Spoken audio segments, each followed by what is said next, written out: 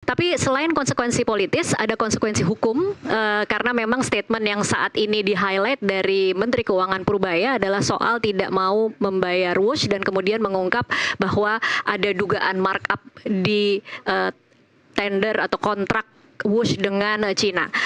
Apa yang Anda ketahui soal ini, Mas Yudi?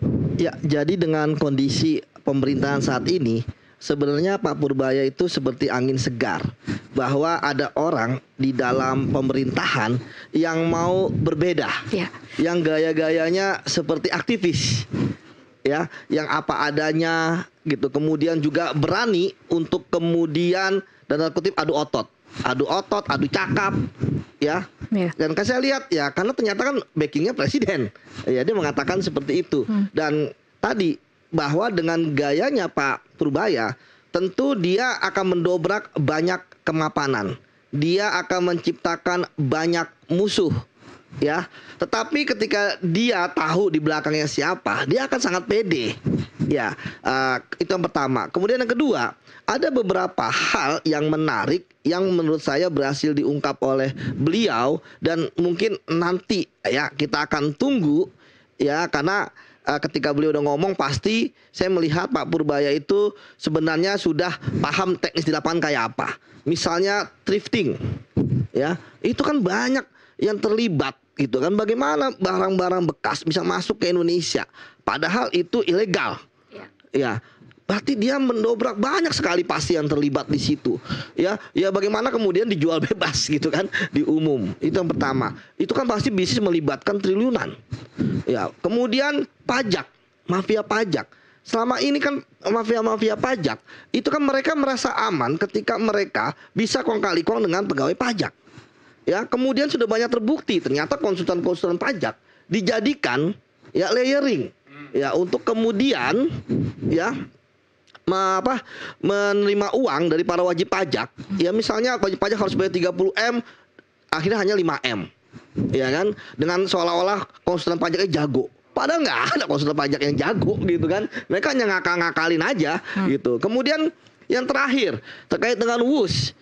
Selama ini kita kan merasa WUSH nggak ada apa-apa, ya, nyaman-nyaman aja. Saya juga beberapa kali menggunakan gitu ya. Tapi kan ini meledak. Yang meledaknya menarik adalah Pak Purbaya langsung mengatakan bahwa utang ini tidak menggunakan APBN. Artinya kan ada di ruang gelap, ya, yang hanya diketahui oleh Pak Purbaya, dan kemudian Pak Purbaya berani speak up, ya.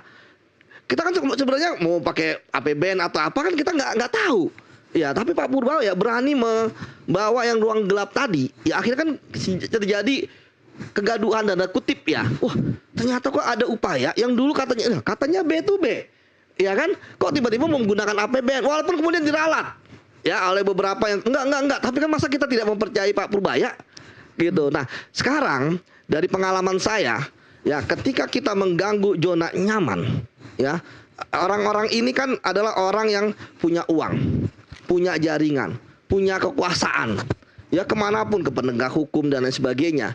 Ya, memang sekarang pilihannya Pak Purbaya kan bukan orang politik, itu pertama. Sebelumnya dia ketua LPS, ya, lembaga penjamin simpanan, yang baru bekerja ketika ada bank bangkrut gitu kan.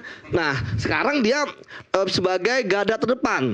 Nah, bagi saya, ya, tentu kita nggak boleh membiarkan Pak Purbaya sendiri. Saya juga nggak kenal sama beliau, ya, tetapi setidaknya orang baik kan sudah sedikit, jamaah kebaikan juga sedikit, ya kan. Jadi ketika kemudian ada orang baik, ya, yang kita sepakat dengan dia tadi ingin memberantas mafia pajak, mafia bea cukai dan lain sebagainya, ya, atau yang terakhir bagaimana dia, Bang, kita juga terkejut, ya, ketika dia didatangi oleh gubernur-gubernur pertama kali loh, Bang, ya kan, gubernur-gubernur digeruduk lah, ya kan, oleh gubernur, tapi keren dia tenang. Begitu digeruduk dia tahu permasalahan bahwa sebenarnya APBD itu, ya, itu disimpan dalam bentuk deposito, giro dan sebagainya. Artinya apa, Bang? Artinya dia berani fight back. Nggak semua orang berani fight back. Biasanya kalau yang terjadi ketika ada bentrok, ada clash, akhirnya semua balik kepada kesetaraan, equal. Nah, sekarang dia menghantam, kelabakan tuh semua gubernur-gubernur. Bahkan datanya di jeng, begitu bantah, ini dari BI, selesai dia, nggak bisa ngomong. Bahkan ada yang bilang mau mecat sekdanya kalau salah, ya kan? Artinya apa? Artinya dia ini udah nothing tulus, itu yang pertama.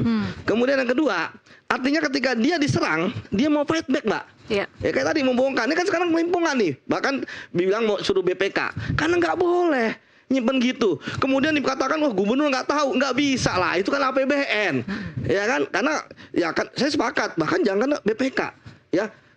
Penegak hukum kayak KPK, kejaksaan juga harus masuk, kepolisian juga untuk mengetahui sebenarnya berapa bunganya. Ya, kalau BP kan auditnya hanya terkait dengan mengapa taruh di sana, ya kan dan sebagainya. Tapi kalau penegak hukum adakah pidananya di situ? Misalnya ternyata ada kickback, bunganya misalnya 4%, ternyata ada 1%, 2%. Ingat loh Mbak, pengalaman saya bahwa BPD itu punya dana-dana non budget terbang, ya kan, yang bisa untuk membayar-bayar. Nah, apalagi kalau mereka ada dana APBD ditaruh di tempat mereka, kan ketika ditaruh tempat mereka dalam perbankan itu kan dananya freeze, ya kan, apalagi nunggu sampai, bayangin kalau dari Januari sampai Desember Bang, waduh Bang, gitu kan, ya kayak sekarang yang terbaru kan BJB, ya kan, kalau BJB dan sebagainya, yang kayak dana iklan, Sritek dan sebagainya. Jadi bagi saya Mbak bahwa ya Pak Purbaya sudah menunjukkan ya dia seperti apa. Tapi sekarang tadi benar kata Bang Boni, ya kan populis itu kan butuh dukungan publik. Iya. Kayak tadi misalnya waktu dia debat sama Pak Rocky misalnya, Pak Rocky yang selama ini menjadi public figure, yang menjadi media darling, kalah gitu sama Pak Purbaya. Apalagi kayak Hasan Nasbi, ya kan? Apalagi kayak Deddy Mulyadi, ya kan? Artinya sekarang di top, tapi biasanya kalau di atas ya serangannya besar. Dan kalau lihat backingnya adalah Pak Prabowo, ya kita akan lihat nih.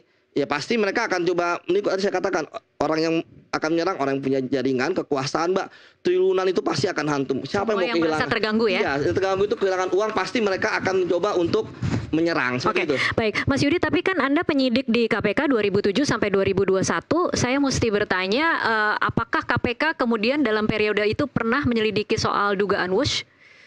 Kalau wush kan KPK baru kompres kemarin kan, baru awal bulan. Penyelidikan mengatakan secara tertutup dari awal tahun. Artinya baru tahun 2025. Artinya sebelumnya tidak pernah ada. Betul ada. Itu tadi saya katakan, KPK baru mau terbuka saat ini. Mereka ada penyelidikan. Artinya apa? Karena peran dari Pak Purbaya.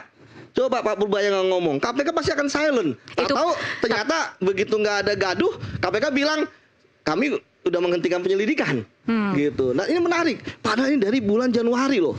Ketika dari bulan Januari sampai Oktober, seharusnya sudah banyak calon-calon saksi yang dimintain keterangan, sudah banyak dokumen-dokumen, fakta-fakta yang dikumpulkan. Tapi itu pun harus dipertanyakan ya Mas Yudi, karena statement itu baru keluar setelah kasusnya viral. Betul. Kita tidak tahu apakah KPK benar-benar melakukan penyelidikan atau tidak.